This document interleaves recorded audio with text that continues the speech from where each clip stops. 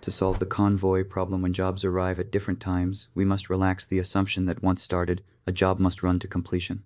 This introduces preemptive scheduling, which relies on low-level context switching mechanisms to halt running processes. By adding preemption to shortest job first, we get the shortest time to completion first scheduler. Whenever a new job enters the system, this scheduler evaluates the remaining execution times of all active processes, including the new arrival, and immediately runs the one with the absolute least time left. When jobs B and C arrive while A is running, the scheduler preempts A, runs B and C to completion, and then resumes A. While shortest time to completion first successfully minimizes average turnaround time, the rise of time-shared computers introduced a brand new performance metric, response time.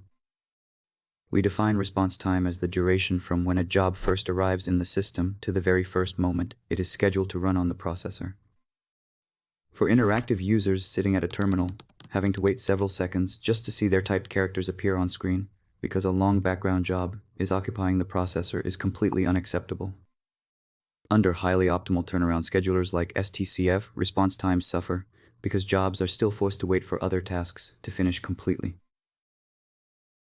To optimize for response time and interactivity, system designers developed round-robin scheduling.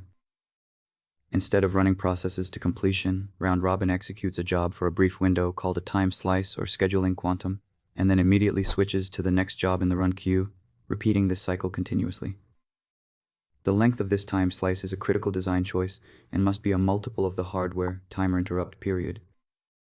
A shorter time slice yields exceptional interactive response times, but if the quantum is made too short, the physical overhead of constantly saving and restoring register contexts begins to dominate and severely degrade overall system performance.